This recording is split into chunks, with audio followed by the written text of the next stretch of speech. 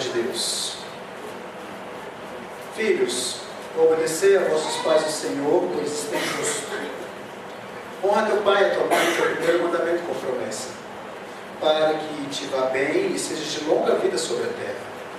E vós pais, não provoqueis vossos filhos a ira, mas criai-os na disciplina e na admoestação do Senhor. Amém? Vamos orar? Meu Pai querido, nós queremos te louvar pela tua santa palavra. Nós queremos te agradecer, Deus querido, porque agora diante dela nós podemos crescer em santidade, crescer à semelhança do teu Filho, crescer para louvar o teu santo nome. Obrigado, Deus querido, e ajuda-nos a aprender, a entender, a viver o que o Senhor quer falar aos nossos corações nesta noite. Pedimos a tua orientação, condução, iluminação, em nome do teu Filho Jesus Cristo. Amém. Amém. Meus irmãos, nos capítulos 5 e capítulo 6, da carta de Paulo aos Efésios, o apóstolo Paulo, depois de falar de algumas questões fundamentais da fé, ele começa a falar de questões relacionais. E ele fala dessas questões relacionais não desvinculadas dos primeiros capítulos, quando ele vai falar da eleição, da adoção, do selo do Espírito Santo, da unidade da igreja, do despojar e revestir, do que pecados nós devemos abandonar e que hábitos santos devemos colocar no lugar. Os relacionamentos que Paulo vai falar aqui, nos capítulos 5 e 6, não estão desvinculados dessa primeira parte. Na verdade, Paulo está aplicando tudo que ele fala até o capítulo 4 aos relacionamentos. E um pouquinho antes de Paulo falar aqui especificamente a filhos e pais, no capítulo 5, versículo 16, ele fala: remindo o tempo porque os dias são maus. O que o apóstolo Paulo está querendo falar é: otimizem o tempo de vocês, vivam o tempo de vocês, fazendo aquilo que Deus manda que façamos. Maximizem o tempo de vocês, administrem o tempo de vocês. Por quê? Porque os dias são maus. Os dias em que vivemos vão tentar de alguma maneira roubar o tempo necessário para coisas que Deus diz que são necessárias em sua vida. Os dias vão tentar te dar uma falsa ilusão de que o seu tempo está sendo bem aproveitado quando na verdade não estará. E Paulo então ele começa a partir de então a falar das prioridades relacionais. O entendimento que nós temos é que Paulo está querendo dizer o seguinte: nós precisamos ter tempo para esses relacionamentos. Eles são essenciais, eles são base da nossa vida. Portanto, o tempo que Deus nos deu, ele é o suficiente para vivermos todos os relacionamentos que Deus quer que vivamos. A questão não é falta de tempo. Porque se dissermos que precisamos de um dia de 25 horas, por exemplo, estamos dizendo para Deus que estamos descontentes com a maneira como Ele estruturou o mundo, com a maneira como Ele estruturou o tempo que Ele nos deu.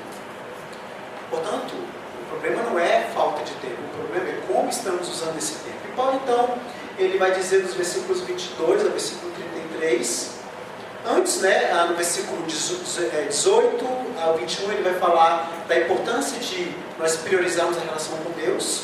Do versículo 22 ao versículo 33, ele fala que precisamos, então, a partir da priorização da relação com Deus, priorizar a relação com o cônjuge e nos dedicar da maneira que agrada a Deus a essa relação.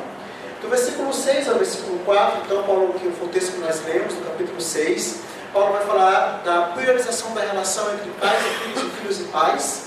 E do versículo 5 em diante, ao versículo 9, Paulo vai falar do relacionamento trabalhista, das relações trabalhistas. E ele fecha o capítulo 6, do versículo 10 até o versículo 20, falando das dificuldades que nós vamos ter para maximizar esse tempo, para priorizar essas relações. E o que nós devemos fazer então diante dessas dificuldades? Hoje eu gostaria de focar nos versículos lidos, versículo 6 ao versículo 1 ao versículo 4 do capítulo 6, onde nós vamos falar, onde o apóstolo Paulo, aliás, vai falar sobre relacionamento pais e filhos. E sobre um princípio, que é o princípio de submissão, onde Paulo vai estabelecer então como deve funcionar esse relacionamento. E eu vejo aqui, nesses 4 versículos, princípios bíblicos, orientações bíblicas para que nós levemos os nossos filhos aos pés da cruz. Algo que nós não deveríamos abrir mão de maneira alguma, meus irmãos, é de sermos os responsáveis por levar os nossos filhos à cruz. Por sermos os responsáveis como pais por apresentar Cristo aos nossos filhos. Isso não deveria ser tarefa da igreja, nem do missionário, nem do pastor, nem do professor de escola dominical. Eu não vou dizer que toda essa estrutura que Deus nos dá relacionada à igreja não contribui para isso. Sim, vai contribuir. Mas a responsabilidade não é dessa estrutura. A responsabilidade é dos pais. Os pais precisam levar os seus filhos aos pés da cruz. Os pais precisam apresentar Cristo aos seus filhos. E Paulo aqui vai nos dar algumas orientações de como nós podemos fazer isso. Você já parou para se perguntar, aqueles que têm filhos e para aqueles que ainda vão ter, o que você pretende realizar como pai? Quais são os seus objetivos? Uma vez que nós que estamos aqui, somos pais cristãos, nós não podemos fingir. Uma resposta a essa pergunta é: esse objetivo encontra-se nas Escrituras, na Bíblia, na Palavra de Deus. E o objetivo supremo da criação de um filho deve ser o objetivo supremo de todas as coisas que Deus criou e de tudo que existe nesse mundo: glorificar a Deus. Fazer os nossos filhos serem conformados à imagem de Cristo. O apóstolo Paulo, em Gálatas capítulo 4, versículo 19, falando naquela igreja, ele fala: meus filhos, por quem de novo sofro as dores de parto, até ser Cristo formado em vós. Portanto, esse deve ser o nosso objetivo, como pais: fazer Cristo formado em nossos filhos. E sim, vamos sofrer dores de parto. Não será uma missão fácil, será dura, será árdua. Se buscarmos o conforto, se buscarmos a paz, ao invés de a dureza de educar os nossos filhos, ao invés das dores do parto, que é conformar os nossos filhos a Cristo, nós não iremos levá-los à cruz. Se Deus está operando na vida deles, eles serão levados, mas não por nós. Temos que entender, vamos sofrer dores de parto para levar os nossos filhos à cruz, assim como o apóstolo Paulo sofreu para levar aqueles irmãos à cruz até Cristo ser formado no meio deles. Então, existem pelo menos 3 ingredientes essenciais para produzir maturidade cristã. Isso está no âmbito geral das Escrituras. Sem esses 3 ingredientes, é impossível que os nossos filhos cheguem à cruz. Quais são? Primeiro, o Espírito Santo. Porque é o Espírito Santo que convence os nossos filhos do pecado. É o Espírito Santo quem promove a obra de santificação dos nossos filhos e de regeneração. É o Espírito Santo quem transforma o coração dos nossos filhos. Sem o Espírito Santo, não há como os nossos filhos mudarem. Todo esforço meu será em vão. Toda estratégia minha será em vão. Tudo que eu fizer será em vão. Porque é o Espírito que transforma o coração dos nossos filhos. Mas o que mais? As Escrituras. A Palavra de Deus. É aplicando a Palavra de Deus à vida, às questões do dia a dia, ao coração dos nossos filhos, e olhando para ela, vendo onde Deus quer que os nossos filhos cheguem, como fazê-los chegar lá, é que nós iremos levar os nossos filhos à cruz. E tempo. Sem tempo, sem dedicar tempo a essa questão, sem dedicar tempo, nós não conseguiremos. Nós não aplicaremos o que as Escrituras mandam que nós apliquemos. E outro aspecto do tempo é que os nossos filhos serão transformados conforme o tempo que Deus entende que eles devem ser transformados. Nós precisamos entender que a santificação não é instantânea, é progressiva. Portanto, mais do que tempo para ensinar, repreender, corrigir, instruir os nossos filhos, nós precisamos que o tempo de conversão, santificação e crescimento na vida deles é dado por Deus. É Deus quem efetua isso. Portanto, não devemos nos esquecer. Os 3 componentes são essenciais para a promoção de santificação e regeneração dos nossos filhos: o Espírito Santo, a Palavra de Deus e o tempo. Agora, o que o apóstolo Paulo vai nos dizer diante dessas realidades? Por que eu introduzi falando dessas 3 realidades? Para que nós não achemos que, se fizermos o que o texto está fazendo, os nossos filhos se converterão. Na verdade, devemos fazer o que o texto está mandando, porque Deus manda, porque isso glorifica a Deus, mas que transforma o coração dos nossos filhos ao Espírito Santo.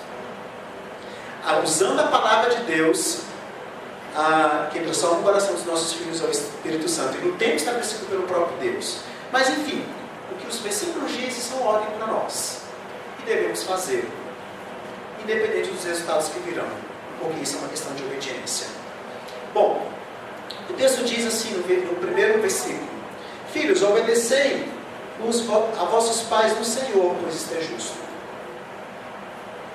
Apesar de a primeira parte do texto ser direcionada aos filhos, nós entendemos que os filhos só farão isso daqui se os pais ensinarem. Ou seja, os filhos obedecerão porque os pais ensinarão eles a obedecerem. O trabalho, a ordem que Paulo dá aqui aos filhos, ela é consequência de uma ordem já dada aos pais. Os pais devem ensinar os filhos a obedecê-los. Os filhos precisam aprender que foram feitos para Deus. Precisam aprender que tem um dever para com Deus. Deus tem o direito de governar os nossos filhos. E eles precisam aprender isso desde cedo. Deve obediência a Deus. Sem a verdade, sem entendimento de que deve obediência a Deus, os filhos jamais se sujeitarão aos próprios pais. Jamais se sujeitarão a qualquer autoridade. E Deus estruturou o nosso mundo de uma maneira que sempre estaremos debaixo de uma autoridade. A maneira como Deus estruturou para que vivamos no mundo em que vivemos demanda um estabelecimento de autoridade sobre as nossas vidas. Quando a gente nasce, nós fazemos parte de uma família na qual os pais são autoridades sobre as nossas vidas. Aí depois nós vamos para a escola. Aí temos um professor que é autoridade sobre as nossas vidas. Depois nós vamos trabalhar. Nós temos um chefe que é autoridade sobre as nossas vidas. Fora a maneira como a organização política, administrativa do nosso país é feita. Nós temos autoridades constituídas por Deus sobre as nossas vidas. Temos policiais, temos juízes, temos governantes, que são autoridades sobre as nossas vidas. Deus estruturou o mundo dessa forma. Portanto, esse princípio precisa ser ensinado desde pequeno, que os filhos devem obedecer, sim, aos pais, mas a toda e qualquer autoridade constituída sobre a vida deles por Deus. Se os filhos não entenderem essa realidade, eles nunca verão a vida em termos de dar glórias a Deus. Eles vão se tornar voltados para si mesmos. Por quê? Porque submissão à autoridade demanda, exige humildade. Exige reconhecer que alguém é superior a mim mesmo.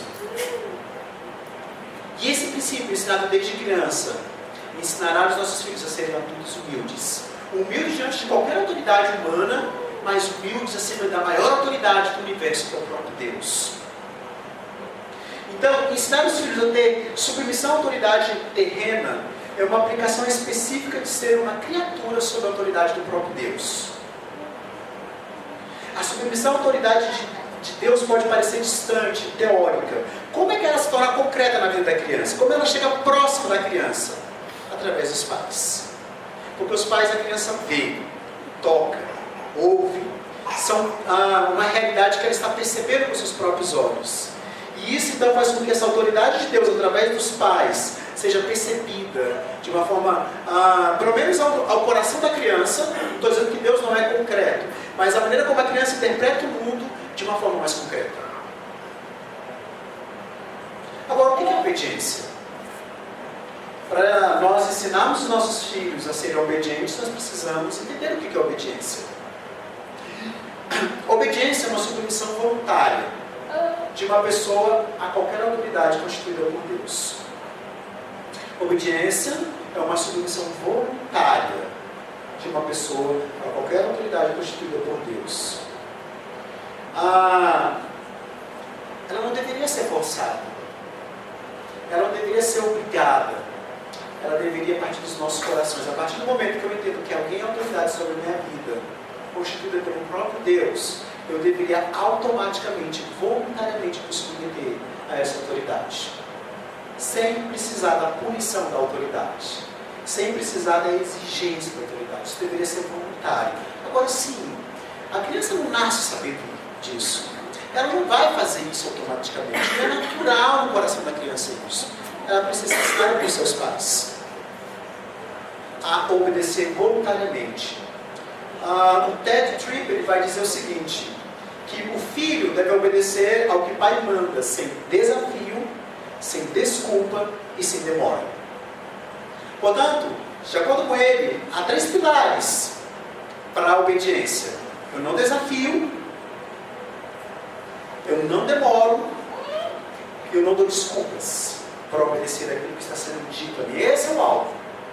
Ali que nós deveríamos chegar, porque obedecer pisando no chão com ira não é obediência voluntária, gente, não é submissão voluntária.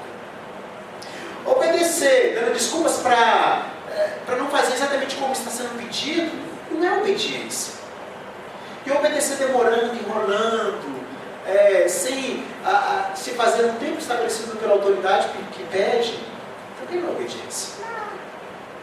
Esses 3 pilares são necessários para você entender de fato se a criança está, e até mesmo o adulto, está obedecendo de coração, sem desafio, sem desculpa, sem demora.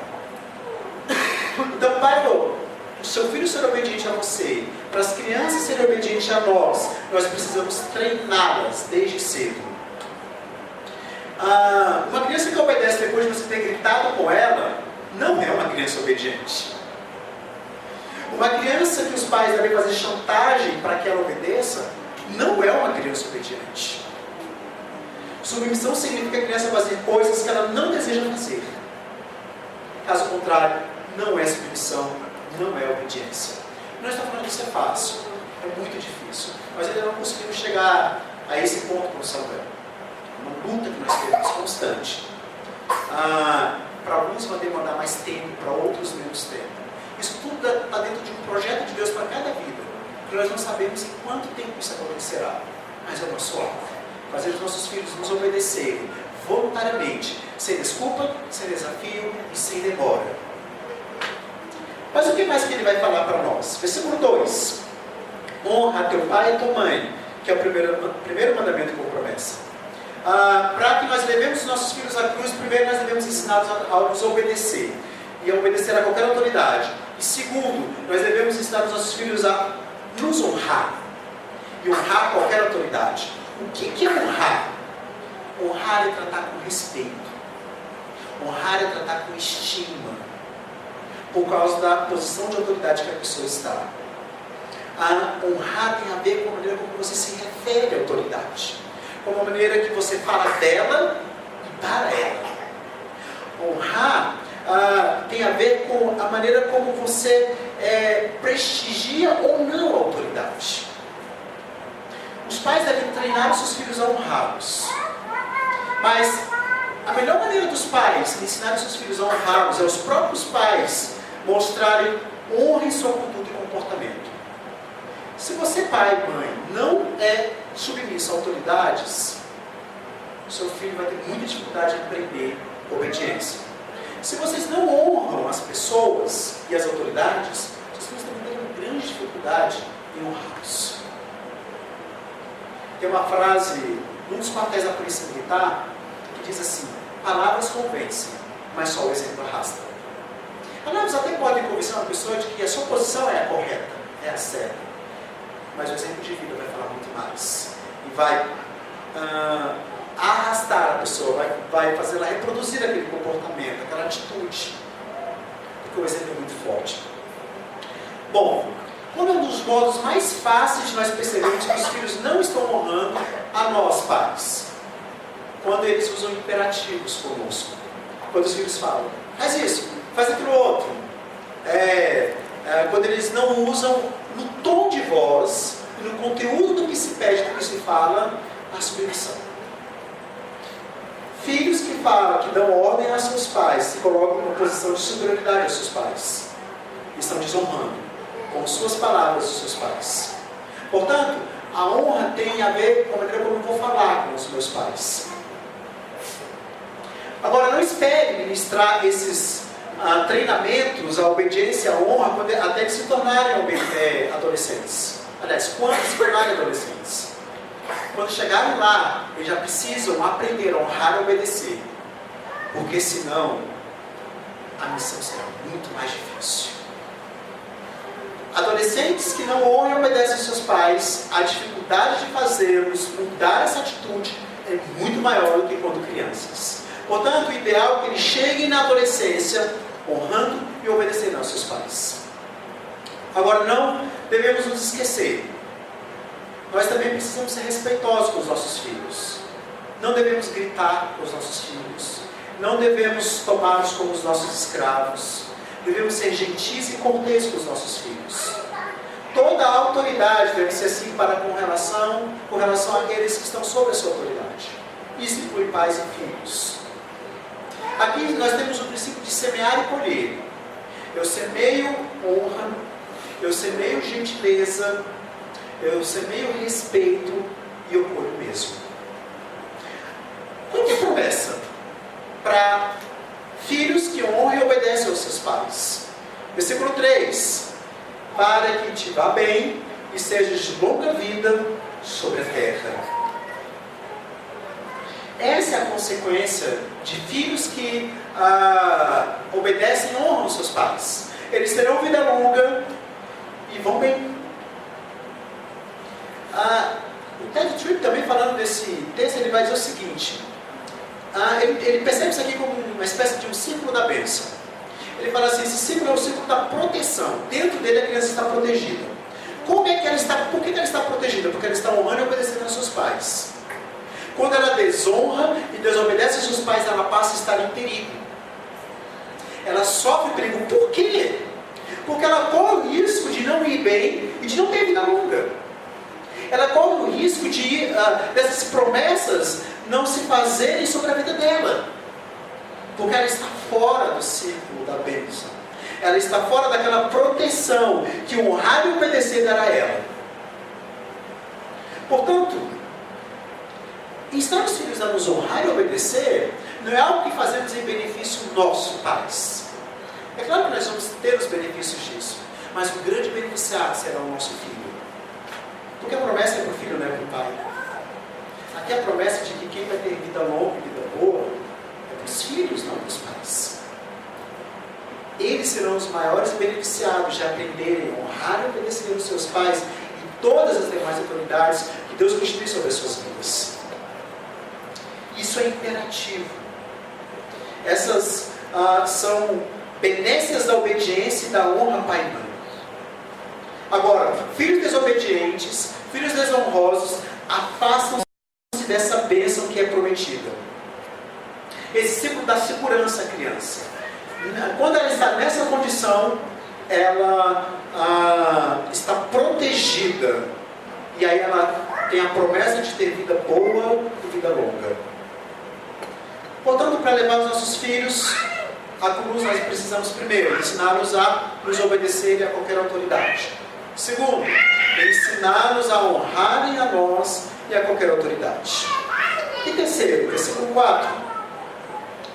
E vós pais, não provoquei vossos filhos a ira.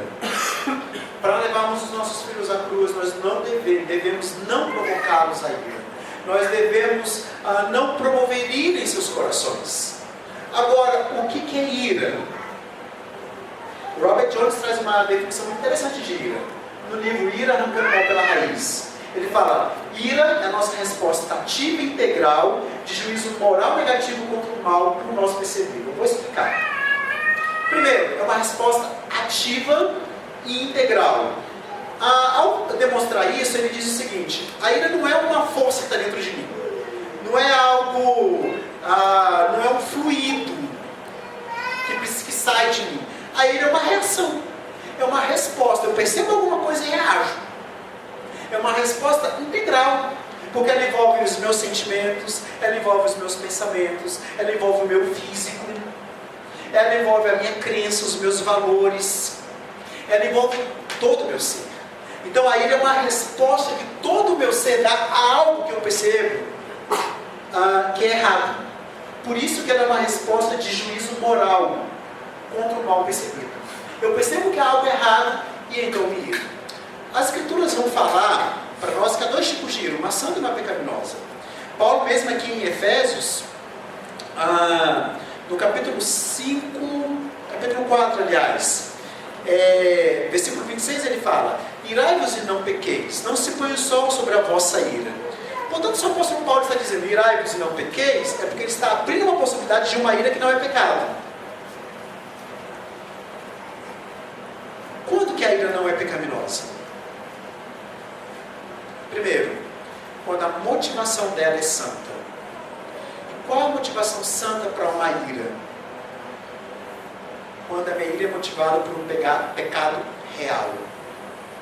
Um pecado definido como pecado pelas Escrituras. Por que eu estou falando isso? Porque às vezes nós temos uma série de leis na nossa mente que, se quebradas, achamos, nos iramos. Só que algumas dessas leis não são consideradas pelas Escrituras como pecado. Portanto, se eu me irei por causa de algo, de uma lei pessoal, e não por causa de um pecado definido como pecado pelas Escrituras, a minha ira já começa pecaminosa, a motivação dela já é pecaminosa. Mas pode a minha ira ter uma motivação pecaminosa e ter uma expressão não pecaminosa? Sim. Eu posso perceber um pecado real, definido pelas Escrituras como pecado, e reagir de uma maneira pecaminosa. Quando nós vemos as reações de Cristo, por exemplo, a ira de Cristo, e a reação dele, nós vemos que as reações foram piedosas. Portanto, a maneira como eu expresso a minha ira, ela também tem que ser santa. A motivação pode ser santa, mas eu posso expressar de maneira pecaminosa. E como é que são as expressões erradas de ira? Quais as expressões pecaminosas de ira? Quando eu explodo, quando eu murmuro, quando eu falo mal das pessoas, quando de alguma maneira eu peco por causa da ira que veio do meu coração. Então o apóstolo Paulo fala aqui que os pais devem evitar promover ira pecaminosa no coração dos seus filhos. Por que tipo de ira, na verdade? Porque se a ira é uma reação ao pecado, qualquer tipo de ira. E como é que os pais podem levar os seus filhos à ira? De que maneiras os pais podem provocar ira no coração dos seus filhos? Sendo impaciente com os filhos, isso provoca ira no coração dos filhos. Sendo desatencioso com os seus filhos. Sendo ciumento. Compete com o filho por uma outra pessoa. Contando vantagens, falando, se gabando diante do seu filho, ou seja, sendo arrogante. Praticando ações inconvenientes. Impondo a sua vontade de uma forma que ela não seja bíblica. Se ressentindo. Alegrando-se com a injustiça, não se alegrando na verdade, deixando de suportar o filho, de ser longânimo com o filho, não acreditando no seu filho, não sendo tolerante com o seu filho, não vivendo uma vida que honra ao Senhor, sendo hipócrita, agindo de uma forma diante dele, de uma outra forma diante dele, de uma outra forma, quando está com ele diante de outras pessoas, mentindo para o filho, discutindo com o filho, com o cônjuge na presença do filho, caçoando, ridicularizando, colocando o filho para baixo, usando linguagem de torpe com o filho, mostrando parcialidade no trato para com um dos filhos. Você lembra de Jacó? Jacó tratava José melhor do que os demais, o que promoveu ira no coração dos irmãos. A mesma coisa nós vemos o próprio Jacó sofrendo porque o Esaú era o preferido do pai e Jacó o preferido da mãe, mantendo um estilo de vida duplo, tratando, dando alvos elevados demais para uma certa faixa etária da criança, que ela não consegue alcançar ainda, não por causa simplesmente que ela é desobediente, mas porque ela não tem habilidades ainda para a idade que ela possa alcançar aqueles alvos. E várias outras maneiras são formas de nós provocarmos ira. O fato é, todas as vezes que eu for injusto com os meus filhos, eu provoco ira no coração deles. Porque exatamente quando o filho percebe a injustiça, que ele se ira. Então, primeiro, nós devemos levar os nossos filhos à cruz, ensinando-os a nos obedecer e a qualquer autoridade. Segundo, nós devemos levar os nossos filhos à cruz, ensinando-os a nos honrar e a qualquer autoridade. E como consequência, eles terão vida boa e vida longa. E terceiro, nós devemos levar os nossos filhos à cruz, não provocando a ira em seus corações. Agora, o meu filho me desobedeceu, o meu filho me desonrou, e eu provoquei ira no coração dele. O que eu faço? Primeiro vamos trabalhar a questão da desobediência de desonra. O próprio apóstolo Paulo vai dizer aqui para a gente. Ele continua aqui no versículo 4 e fala: mas criai-os na disciplina e na admoestação do Senhor. Ciclo da bênção. Criança protegida. Quando ela está protegida? Quando ela está honrando e obedecendo aos seus pais. Quando ela fica desprotegida? Quando ela desonra e desobedece aos seus pais. Como é que eu resgato a criança e trago-a de volta para a bênção e para a segurança? Como é que eu coloco-a de volta naquele ciclo de proteção que a honra e a obediência promovem em sua vida? Primeiro, disciplinando-a. A palavra disciplina aqui vem da palavra grega paideia, que significa instruir, treinar e educar com disciplina física. É um tipo de treinamento que envolve a disciplina física, comumente chamada nas escrituras por vara.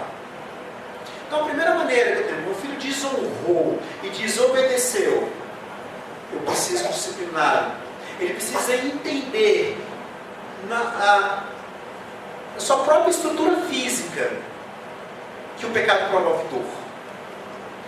Claro que de uma maneira controlada, claro que sem espancar, claro que sem machucar os filhos, mas sim promovendo dor. Porque, principalmente quando a criança é menor, quanto menor, mais necessária a vara se torna.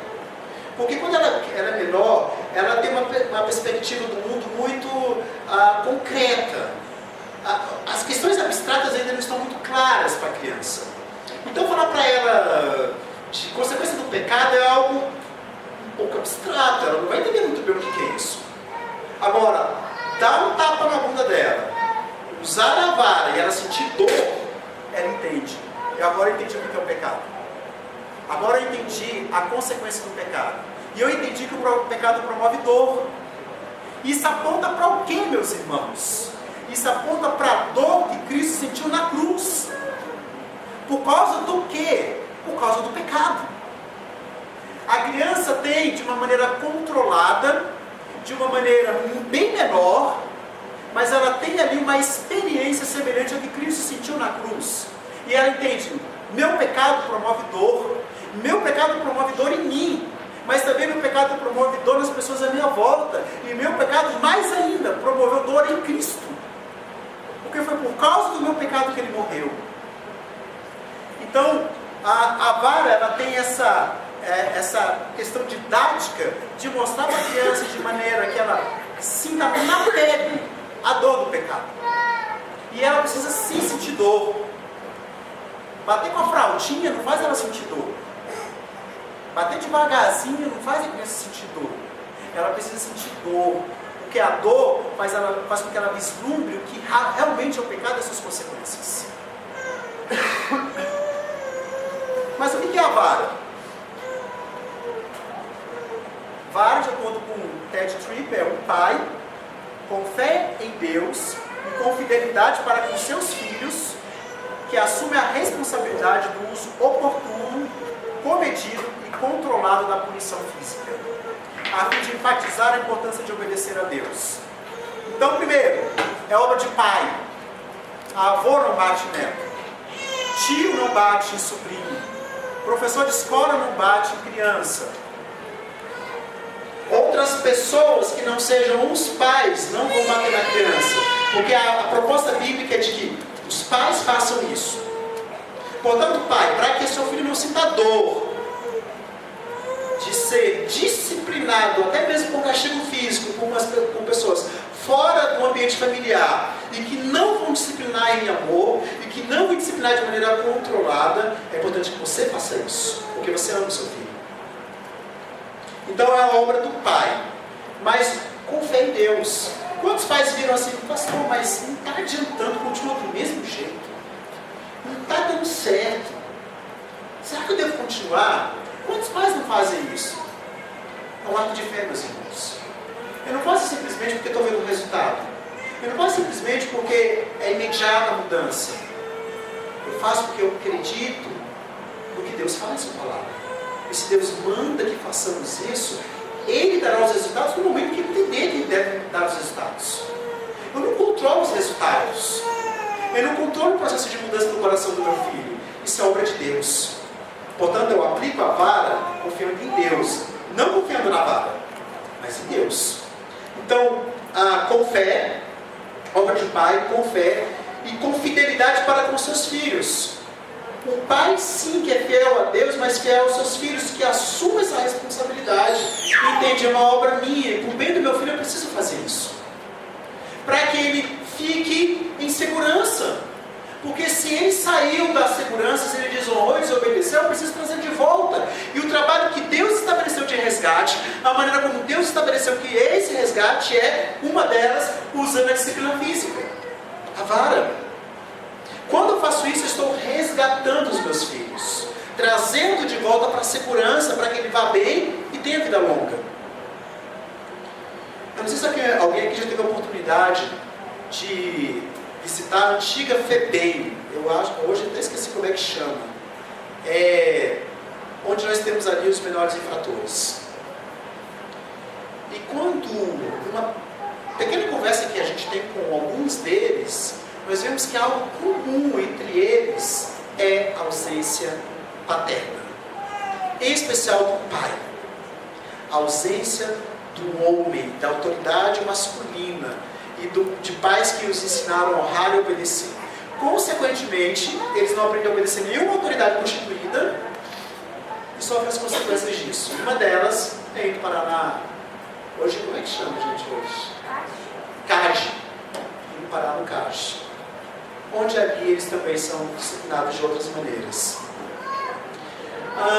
Agora, esse uso deve ser comedido e controlado.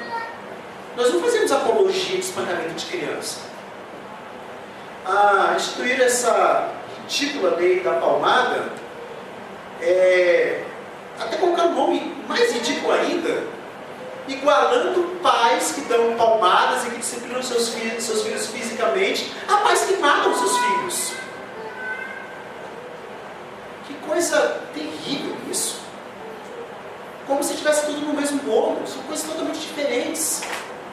Nós não somos a favor de pais que matam seus filhos para herdarem dinheiro. Nós não somos a favor de pais que jogam filhos pela janela porque eles os incomodam. Nós não somos a favor de pais que espancam e machucam os seus filhos. Não. Nós somos a favor do uso comedido, controlado disso. E qual é a finalidade? Enfatizar a importância de se obedecer a Deus. Por isso que o critério deve ser as Escrituras. Por que eu disciplino meu filho? Porque ele derrubou um copo sem querer? Não, isso é pecado. Eu não disciplino meu filho por causa disso. Eu disciplino meu filho porque ele pegou um copo com ira e jogou no chão para me afrontar. São coisas diferentes. Então, não é o que eu defino como lei, não é o que eu defino como certo ou errado que promove a disciplina do filho, é o que Deus diz em sua palavra. Por isso, a proposta é levá-lo às Escrituras e ensinar a obedecer a Deus. Pais que não disciplinam seus filhos também levam seus filhos à ira. Pai que não disciplina seus filhos faz com que seus filhos entendam que não há limites, que não há consequências para o mal que eles estão fazendo. E isso promove também uma sensação de injustiça no coração deles.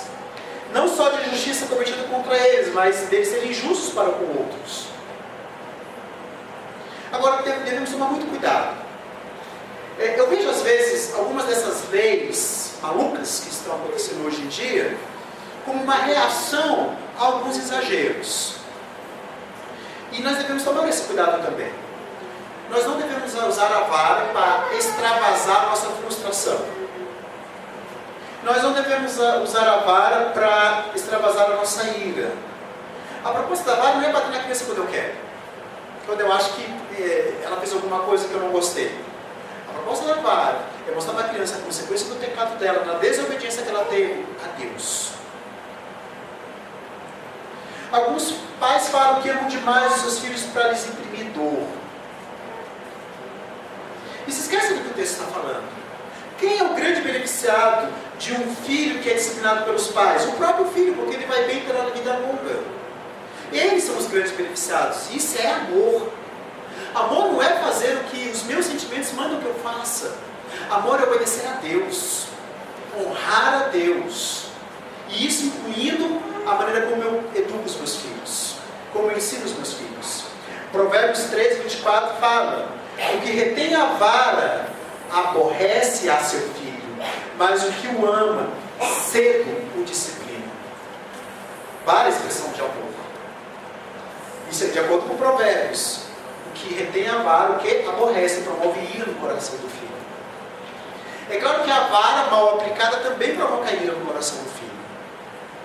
Ela precisa ser feita da maneira como Deus estabelece que deve ser feita. E, segunda maneira de resgate dos nossos filhos, resgatá-los de volta para a segurança, de honrar e obedecer aos seus pais é, aqui versículo 4, finalzinho, criai-os na disciplina, nós já falamos, e na admoestação do Senhor. A admoestação vem da palavra grega notesia, que significa confrontação verbal. Comunicação. Disciplina da vara, castigo físico e comunicação caminham juntos. Eu preciso conversar com meu filho. Eu preciso confrontá-lo verbalmente. Eu preciso me comunicar com ele, não só bater. Então a segunda forma de resgatar o filho é ter com ele uma boa comunicação. Ela precisa ser chamada a atenção quando ela desonra e desobedece seus pais. E uma boa educação envolve boa comunicação e disciplina física. Envolve as duas coisas. A comunicação também faz parte do momento em que disciplinamos. E ela deve fazer parte de todos os momentos da relação com a criança. Quando a comunicação é algo comum na vida da família, isso flui normalmente. Não precisa ser feito apenas nos momentos de disciplina. Por quê? Porque uma forma que a criança tem de fazer os pais comunicarem com elas também é: vou fazer alguma coisa errada para os meus pais me disciplinarem e me darem atenção. É uma coisa maluca.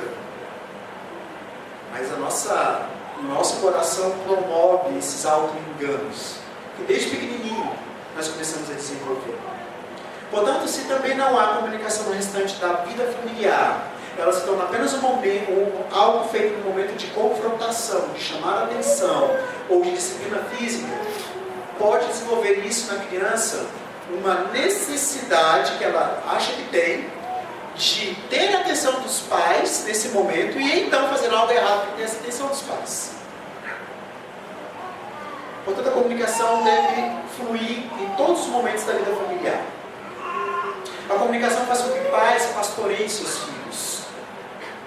De acordo com Deuteronômio capítulo 6, a comunicação deve acontecer no deitar, no acordar, no levantar, no andar e no sentar. Ela é dinâmica, ela é constante, ela envolve vários momentos do dia a dia. Ela envolve o momento formal e os momentos informais também. Então, conforme a criança vai crescendo, o que é o ideal? Quanto menorzinho o filho, mais disciplina física. Por quê? Porque a linguagem ainda não entende todos os aspectos dela. Então a comunicação só não vai adiantar. Ela precisa entender de forma concreta a consequência do pecado. Mas conforme ela vai crescendo, o ideal é que a disciplina física vá diminuindo e a comunicação aumentando. É que não seja mais necessária a disciplina física, mas a comunicação continue abundante. Para que quando ele chegar na adolescência, por exemplo, haja uma boa comunicação entre pais e filhos. Mas isso não vai ser desenvolvido na adolescência. Tem que começar desde pequenininho. É muito interessante que há um aspecto da nossa relação com os nossos filhos que vai caindo, vai diminuindo, desde que eles nascem, conforme eles vão crescendo, que é a nossa autoridade. A nossa autoridade ela vai caindo. Por quê? Porque o que promove a criança me ver, no primeiro momento, claro, como autoridade sobre a vida dela. O que promove, o que faz com que ela me obedeça e me honre diante da autoridade que eu sou. No primeiro momento, a minha capacidade de discipliná-la. Isso demanda o quê? Força física. Só que, conforme ela vai crescendo, a dela vai aumentando e a minha vai diminuindo. E eu não posso mais usar essa autoridade de fazê-la obedecer por conta da minha força física, conforme ele vai crescendo. E aí o que tem que ir aumentando na minha relação com o meu filho? A minha influência. A autoridade cai, a influência aumenta. A influência é aquele aspecto da relação em que o filho olha para o pai, e mesmo não tendo medo de ser disciplinado pelo pai, ele tem um respeito pelo pai. Ele pede conselhos ao pai. Ele pede orientações. Ele abre o coração para o pai. Porque ele vê o pai como um exemplo e uma boa influência na sua vida. Esse aspecto tem que crescer dia após dia. E a boa comunicação influi bastante nesse aspecto. A disciplina física influi no aspecto da autoridade. E a boa comunicação no aspecto da influência. Que diariamente tem que ir crescendo na minha relação com o meu filho. Então a influência é baseada na disposição que o filho tem de se colocar debaixo da minha autoridade, não porque eu sou alguém que fisicamente pode coibi-lo, mas porque ele confia em mim. Porque é uma plena confiança e um pleno amor para com os pais. Porque o filho entende, confia que os pais estão comprometidos com o bem-estar dele. Ele entende que os pais conhecem suas forças e fraquezas. E apesar de forças e fraquezas, eles investem na vida do filho. Eles não abrem mão do filho. Aí o filho vai começando a ter uma relação com seus pais de influência. A autoridade vai caindo, a influência tem que ir subindo. Ao ponto de, depois que os nossos filhos casarem, eles ligarem para a gente de vez em quando e falam: pai, eu preciso de um conselho seu. Mãe, eu preciso de um conselho. O que você acha disso? Porque ele te vê como uma referência, como uma influência na vida dele. Não apenas como uma autoridade, mas como uma influência na vida dele. Então a vara e a comunicação, a disciplina física e a demonstração tem função de resgate, de conduzir os nossos filhos à obediência, de conduzir os nossos filhos à mortificação da rebelião nos seus corações, de colocá-los em segurança. Por quê? Porque quando isso é desenvolvido no nosso lar, os corações dos nossos filhos ficam abertos para o Evangelho.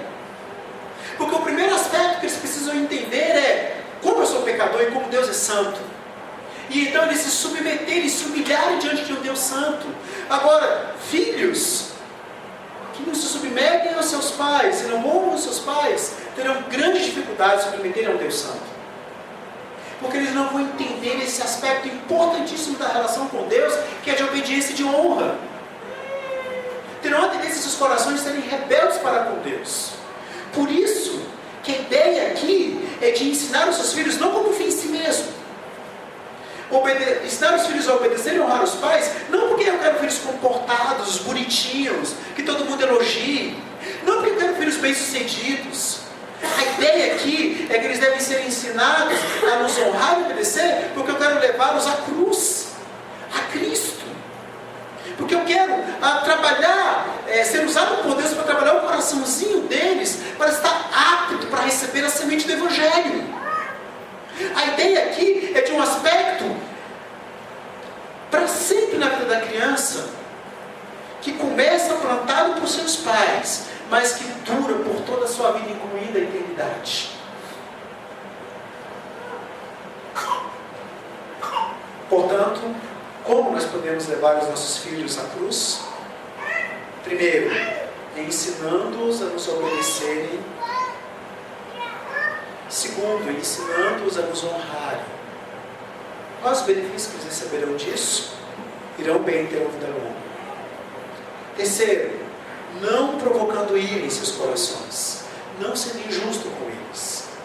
Ok, não consegui isso, ou os meus filhos não fizeram isso, me desobedeceram, me desonraram. Como é que eu resgato? Como é que eu trago-os de volta? Disciplinando fisicamente, primeiro aspecto, e admoestando o Senhor. Disciplina física e comunicação. Os dois aspectos incluídos trazem de volta a criança ao círculo da bênção. O Lupriolo fala que disciplina física sem comunicação bíblica é apenas punição. As duas precisam estar juntas. E a orientação que ele coloca lá no livro dele, No Caminho que se deve andar, é: mostre biblicamente para o seu filho, antes de discipliná-lo fisicamente, onde ele pecou.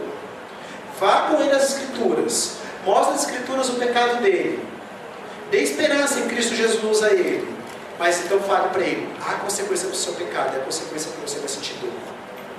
Eu estou te permitindo ter uma dor controlada, uma dor não exagerada, para que você não sinta mais dor, para que você não faça os outros sentirem dor, e para que você entenda um pouco da dor que Cristo sentiu na cruz do Calvário, por causa do seu pecado. Essa é a ideia. Como então eu posso evitar provocar ira no coração dos meus filhos? Sendo justo para com eles, disciplinando-os, porque Provérbios fala que se a gente não disciplina com vara, a gente aborrece o filho, e me comunicando com ele. Essas são as orientações que o apóstolo Paulo dá. O interessante é que Paulo, então, ele fala desses relacionamentos e fala de uma dinâmica de priorização, e às vezes a gente tem que tomar cuidado com isso, porque fica parecendo assim: eu preciso primeiro estar muito bem com o meu cônjuge, para então estar bem com os meus filhos, para então estar bem no trabalho, para então estar bem na igreja. Fica parecendo assim, que se uma coisa não for resolvida, eu não posso ter um outro tipo de relacionamento. A ideia não é essa. A ideia é de relacionamentos basilares, não de relacionamentos perfeitos. A ideia é o seguinte: a base para a relação com o seu cônjuge é a relação com Deus. Eu falei hoje pela manhã isso, o que é um lar onde a graça de Deus é visualizada nele. Um problema de ser gracioso no lar revela um problema na relação com Deus, de falta de amor a Deus e falta de entendimento do amor de Deus. Então, o que o apóstolo Paulo quer dizer quando ele vai trazer esses relacionamentos um atrás do outro é: um é a base do outro. A relação com Deus é a base para a relação com o seu cônjuge. Lembra que aconteceu com Adão e Eva? Quando Adão e Eva desobedecem a Deus, eles se afastam do outro. Porque problemas na relação com Deus promovem problemas na relação com o cônjuge. E a relação com o cônjuge é a base para a relação com os filhos. Cônjuges que não estão bem não transmitirão coisas boas aos seus filhos. Não adianta, você pode ser um pai maravilhoso, num aspecto do maravilhoso, né? Mas se você não estiver bem com o seu cônjuge, você não será um bom pai, no aspecto divino. E o relacionamento no trabalho, a base dele é relacionamento com Deus, relacionamento com o cônjuge, relacionamento com os filhos. Aí nós temos uma boa base para o relacionamento trabalhista. Na Polícia Militar eu tenho feito um trabalho num lugar chamado CASO. CASO é um lugar onde os policiais que estão com problemas emocionais ficam um tempo lá em tratamento. Geralmente tratamento psicológico ou psiquiátrico. E eu estou feito um trabalho com esses policiais de aconselhamento bíblico. E uma conclusão que está chegando, que o caso está chegando, é que os problemas, por exemplo, de depressão, de ansiedade, de pânico, de relacionamento trabalhista, qualquer outro problema, de drogas, grande parte deles provém de problemas no lar, que provém de problemas na relação com Deus. E a própria polícia militar está começando a abrir os olhos para a importância da palavra de Deus no meio da polícia e de levar a cruz aquelas pessoas. Por quê? Porque problemas nessas bases gerarão problemas no trabalho. Pessoas que têm problemas na relação com Deus, problemas familiares, dificilmente não terão problemas no trabalho. Funciona mais ou menos como uma figura de uma árvore. A raiz da árvore é a nossa relação com Deus.